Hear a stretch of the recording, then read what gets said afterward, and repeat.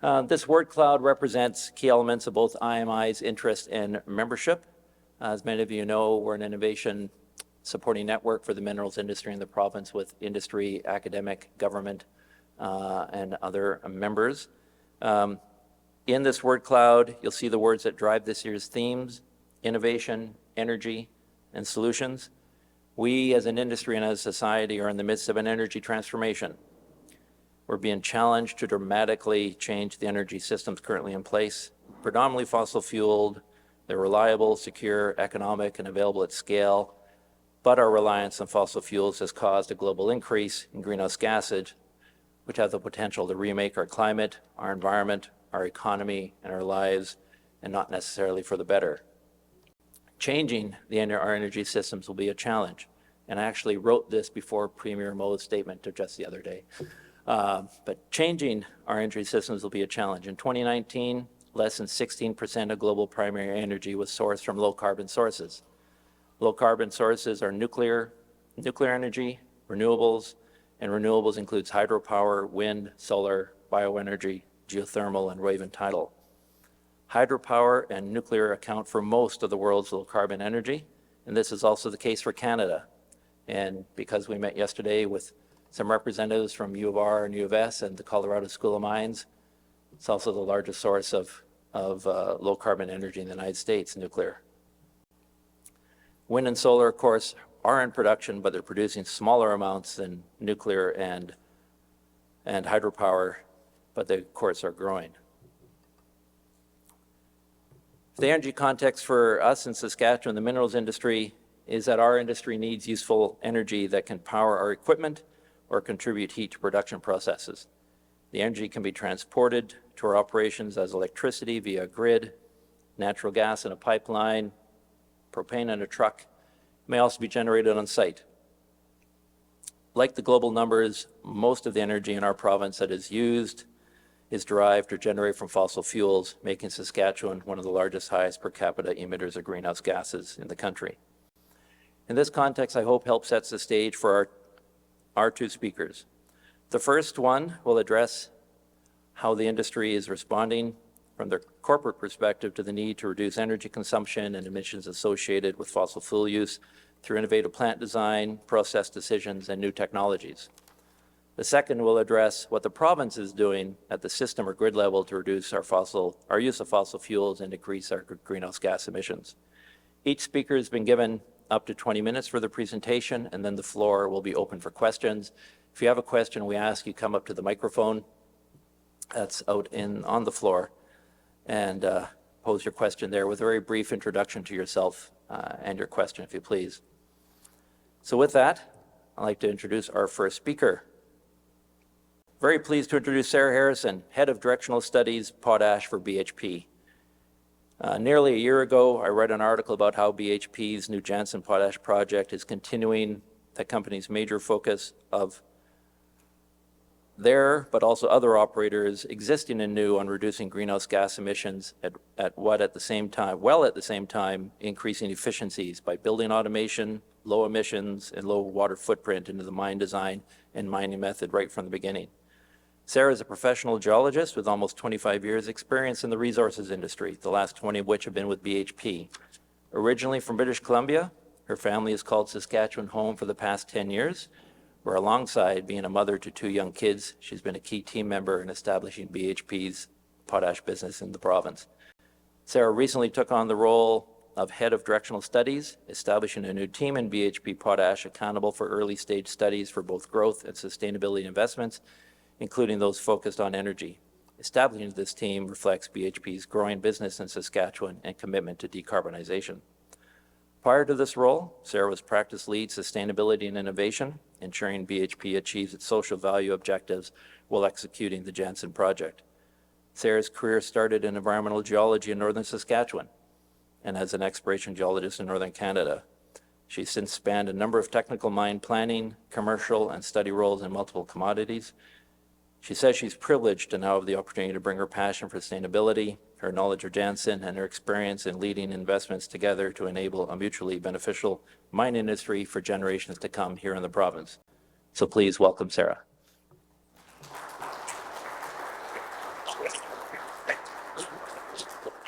Thank you very much for that introduction, Al, and thanks to the IMII for hosting today's event. BHP, we're proud to support the IMII and really to develop the mining industry of the future. It's an excellent venture and an excellent organization to be a part of. As Al mentioned, I'm the head of Directional Studies for Potash. My role is ultimately to enable the future of BHP Potash, whether sustainability, innovation, or growth, and ensuring we incorporate all of those considerations into our future. Just a reference there to my beginnings. Well, I'm originally from BC, as Al mentioned. One of my first roles was actually here in Saskatchewan, and it was working. I was reflecting actually as I walked in. I think I was staying in this hotel at the time on my way up, but I was working on a reclamation project at Clough Lake almost 25 years ago, and I saw earlier this week, that Orano has received approval to revoke the operating license for Clough and completing the life cycle of that mine. And it's a great accomplishment. I don't know if anyone is in the room here from Orano, but really wanted to congratulate them and sort of proud to say I played my small part in that project. I think it's a great demonstration of responsible mining in the province of Saskatchewan. So well done. Before I begin today, I do want to acknowledge that we are on Treaty 6 territory in the homeland of the Métis. Jansen's project is on Treaty 4 territory. Our engineering offices in Mississauga are on Treaty 19 territory, and our chosen port terminal, West Shore Terminals, is on Tsawwassen First Nation territory and unceded territories of the Coast Salish people in British Columbia.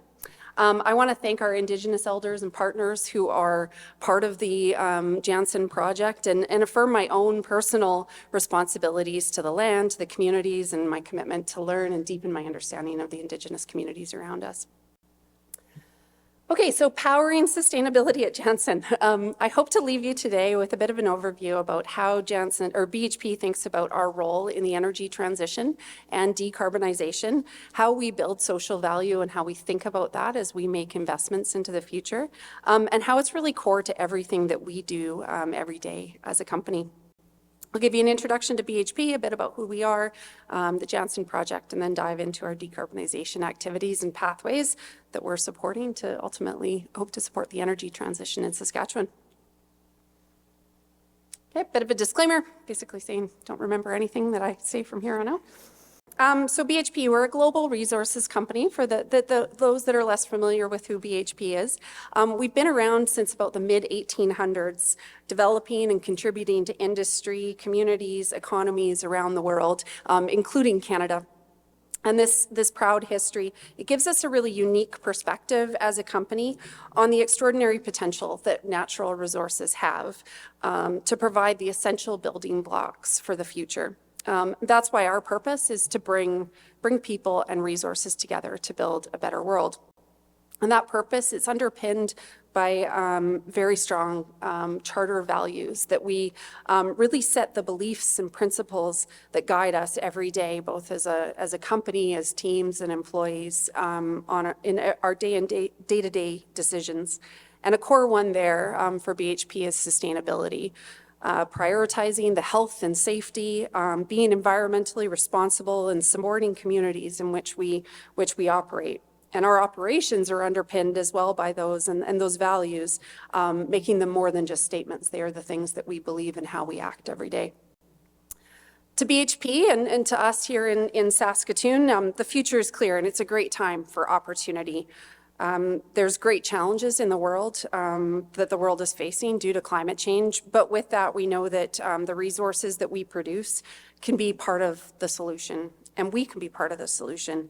And hence our approach is centered on operational excellence, responsible resource discovery and development, strategic asset acquisition, and efficient capital allocation to really make sure we're making the most of the opportunity that's in front of us. Right now, BHP, we're among the top world producers of major commodities, including iron ore, metallurgical coal, copper, nickel, and soon potash. And while BHP's headquarters are in Melbourne, Australia, our Canadian principal office is right here in Saskatoon, Saskatchewan, which I think is pretty cool. We know that people around the world and in the local community, they rely on us and they have high expectations of us as a global mining company. And that the core of our purpose is that commitment to create social value that benefits all of our stakeholders, recognizing that our success is intertwined with the well-being of our employees, the communities, our customers, our partners, and that we strive to be that trusted and responsible partner. Our differentiated approach to social value, it's intended to ensure that we contribute positively to society and the environment while also creating sustainable value for our shareholders. So BHP is committed to creating that social value through positive contribution to society, our people, our partners, the economy, the environment, local communities, and shareholders. We believe that creating this mutual benefit is key to protecting our business today and positioning us for access to future opportunities. It opens up opportunities, creates resilience in our business, reduces risk.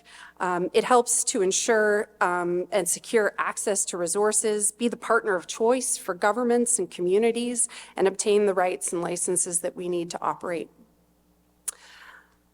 And it also helps us to attract some of the best and brightest talent as a company, and really allow us to continue to grow and do the things that we do well. So when we build, hence, because of all of this, it's core to our business strategy, and we build social value into everything we do.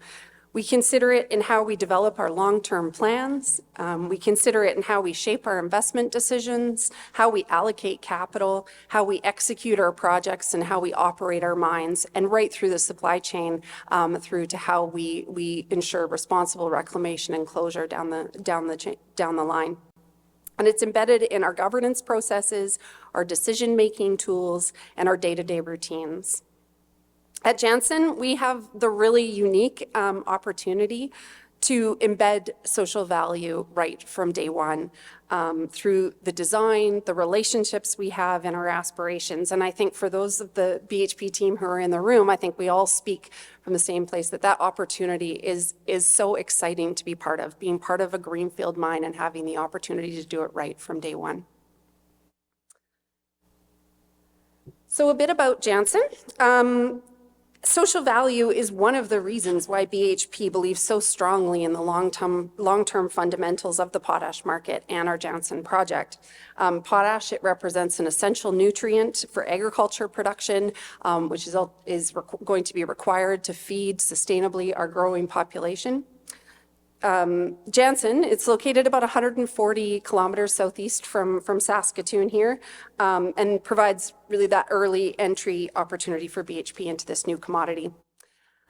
And as we continue to grow, Jansen is set to become one of the world's largest potash producing mines. We're anticipating operational production late in 2026, with initial production to be in the range of about 4.3 to 4.5 million tons per annum, and a mine life of about 100 years. So we're not here for just the next few years, we're here for generations to come. And I think that's, again, shows up in all of our team and how we think as a company. And this will increase Canada's production in this critical mineral by about 20%. The project itself, we're about 16% complete and fully tracking to plan. And I was relaying to someone else, I think, while the impacts of climate change are certainly having their impacts in terms of lower rain percentage and obviously the terrible fires that are happening elsewhere, it is helpful in a construction season that things have been quite dry of late. So it's made for good production good progress in the last couple of years. And as someone who has worked on building this business for BHP for now over a decade, I'm really incredibly proud of the team that's worked very diligently and safely towards achieving the project milestones that we've set. And I would say this investment to BHP is much more than just about building infrastructure at Jansen. It's about BHP really resuming its operations in Canada, building this standalone asset, having our mark in the community, spreading the way that we think as a company, and producing one of the world's most essential resources that's required in an exciting commodity basin and in an exciting location both in Canada and Saskatchewan. At operations, Jansen will employ about 600 employees, and this is for stage one. Most of these will be out at the mine, about 65% of them, or 400 jobs will be out at the mine site, either surface or underground, but we will have an integrated remote operations center here in Saskatoon. And that is that IROC, as we call it, that's designed to integrate our mining, processing, rail, and port operations to really allow us to continuously improve that entire supply chain, better serve our customers, and with that, make sure that we're being as efficient as possible from an operation, which directly then relates to how we are the most energy efficient as we can be. We're aiming to attract a truly diverse range of employees to deliver the project successfully. And this is starting with a gender-balanced workforce and ensuring that we also have 20% of our workforce is Indigenous. And I would say when you walk in the office today, we are gender balanced when you walk into the office over in Saskatoon, which I think is a major accomplishment from where we've come as an industry over the last decade or so. And one of the key features that to track this workforce, we have a strong commitment to flexibility in terms of our working rosters, how we set up hybrid work out of our offices, and leave options for employees. And this allows employees to have the flexibility to design their work and their lifestyle around that, allowing for better work-life balance. And then ultimately that comes back to us as a company as more efficient and more engaged employees in the operation. And we'll need that flexibility. And I can speak personally of that as a mother of 2 young kids. You need that flexibility to really build that inclusive and diverse workforce. We're also cognizant of the importance of technology that'll be built in to achieve these goals and the future of work. And we've committed to providing employees the skills that are necessary to build their own capabilities to work alongside us in the advanced technology that'll be at the forefront of the industry. And that, no doubt, has great implications for us as a company, but will spread across the industry as a whole here in Saskatchewan. So we're very excited to move into this next phase of operations and have the project, this first stage of the project complete and committed to really delivering this world-class, efficient operation for both our employees and our communities. Okay, so moving on to decarbonization.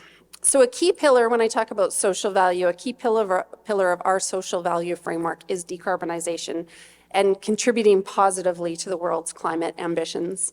Our climate change approach is focused on reducing our operational greenhouse gas emissions, investing in low emissions technologies, supporting emissions reduction in our value chain, managing climate-related threats and opportunities, and partnering in the community and others to both enable a full transition and also to influence global policy and market response to decarbonization. The support of this, to support this, BHP, we're continuing to also pursue provisions in all of our products, which has downstream impacts and implications for that full supply chain, and really focus on building the essential building blocks that will enable the globe to transition in energy.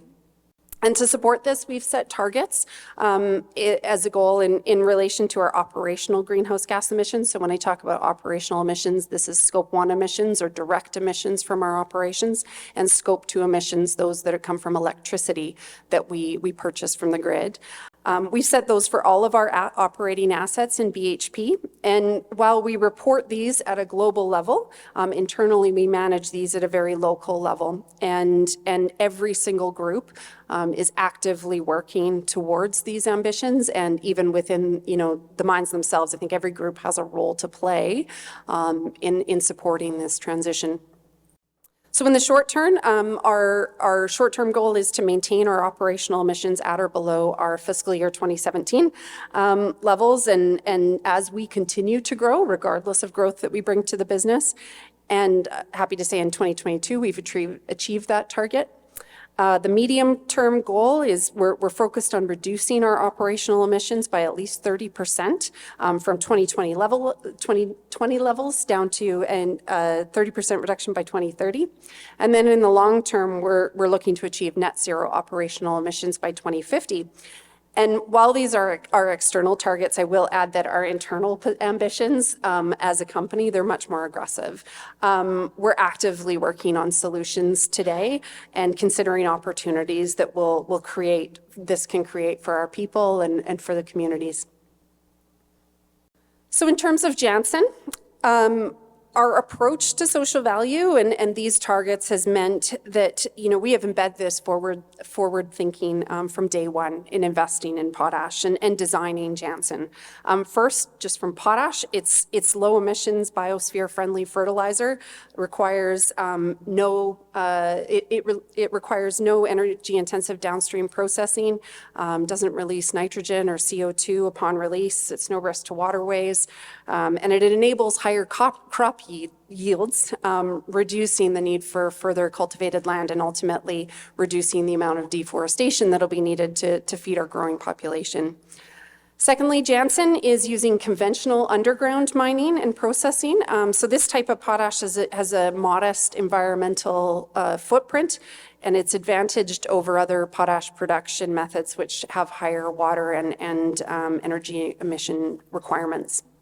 Thirdly, the Jansen mine has the greenfield advantage, and the team, we're continuing to challenge those industry norms, driving an uplift in the accepted industry operating standards and design standards. So right from the get-go, we've designed to have approximately 50% less Scope 1 emissions per ton than the average potash produced, and proactively we're taking steps at startup and have more steps planned as we continue to ramp up. We've included technology in this that mitigates natural gas emissions that are through process control and heat recovery and through electrifying our mobile equipment. We expect more than 80% of our underground fleet will be electrified at stage 1. And as this comes online, as we come online, and then with a plan by approximately 2030 or so to have that fully electrified and continue to reduce emissions. And that's to protect both the health of our employees and reduce emissions. We're working on the efficiency of the mine itself, so that'll deliver the ability to reduce our emissions on a per ton basis. So with industry-leading recovery rates coming out of Jansen, effectively that higher recovery means we extract more potash per ton of raw ore produced. That means less going to tailings, that means better energy efficiency, and that means lower operating cost. So it's a win-win-win. And to this point, in January, the Government of Canada announced an investment of $100 million from the Strategic Innovation Fund to support our world-leading low-emissions potash mine.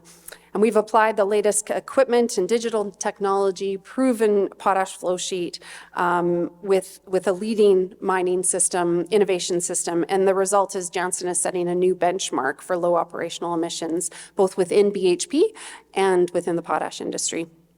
And we're not stopping there. As I said, we have work underway to achieve our net zero ambitions with existing and our future designs. And so going forward, once we hit first production, about 55%, or 53 as this graph says, of our remaining emissions will come from electricity, with the remaining largely from natural gas, both from potash processing and from building heat. So where do we go from here?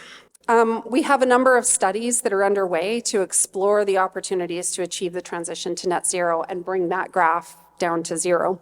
We're taking partnership approach to this and acknowledging that we can't do this transition alone. We're needing to build the foundational relationships that are key for us to reach our ambitions and for our partners to do that.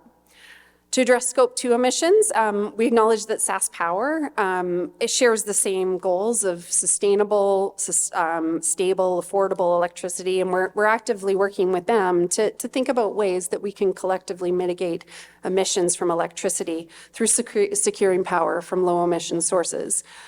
We're continuing to look at ways to improve Jansen's design, such as we have an ongoing diesel elimination program, looking at alternatives for building heating, looking at different ways to displace natural gas from our processing, or the potential for carbon capture or other design opportunities.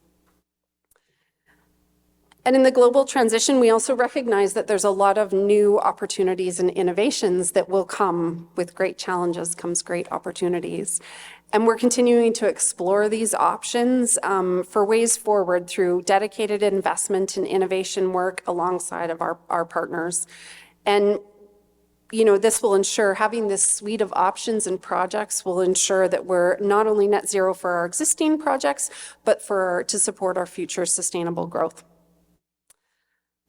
So in closing, I hope I've highlighted that it's an exciting time to be in mining. I'm really privileged to have this integrated portfolio of projects, and the team, many of whom are in the room here today, working with me on this.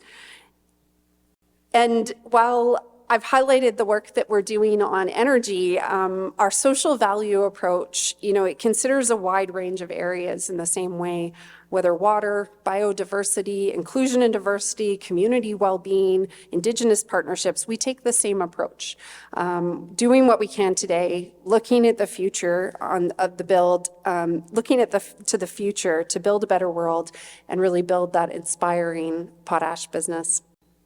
Feel free to keep up with Jansen by going to teamjansen.ca or bhp.com/betterfuture, and that'll give you information about the project and along with, if anyone's interested, job opportunities, supplier opportunities. And we look forward to continuing to work with this community here, our neighbors, our First Nations partners as we go forward with Jansen. Thank you.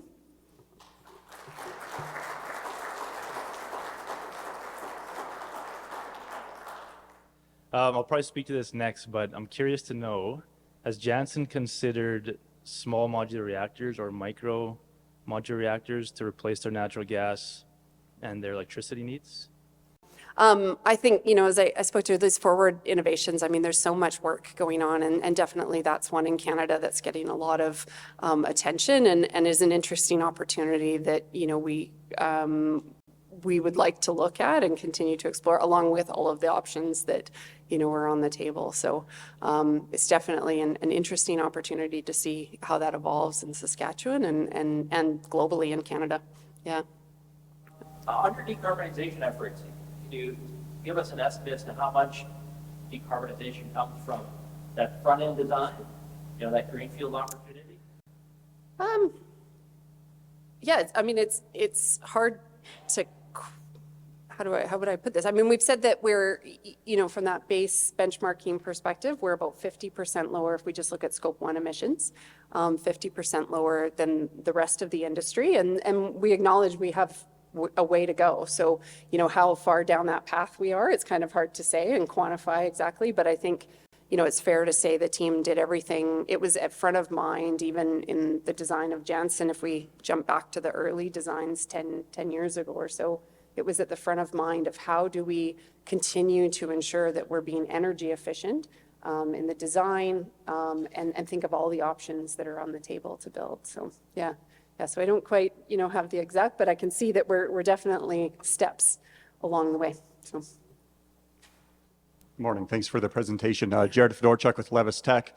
I don't know if this would be up your wheelhouse or not, or if you have any insights, but considering there's going to be a pretty significant increase to potash distribution coming from that mine, do you have any input on the challenges with logistics and just moving that much product from that location in terms of rail cars, general transportation, and so on? Yeah, so from a key part of the scope of Jansen is looking at the logistics chain. So both the rail connections that need to be built, procurement of rail cars, working with CNCP as the rail providers on how transport is going to get to the West Coast and out into the domestic or the US markets. And then the terminal itself, West Shore Terminals, that we've partnered with West Shore to handle our potash out to export markets. In terms of, I think specifically from an energy standpoint, working with the rail providers themselves, I mean, they provide the energy from the locals, but it's ongoing discussions with them in terms of what's the potential role and what's the opportunity that we have to support, support them, or what's the opportunity back and forth as they start to tackle this problem. Because CN and CP, they're looking at how they transition their own local power. And so how, what's the opportunity and what's the requirements we want to have around that. So, yeah. My question is about your energy or decarbonization portfolio. Have you considered green hydrogen as part of your energy portfolio?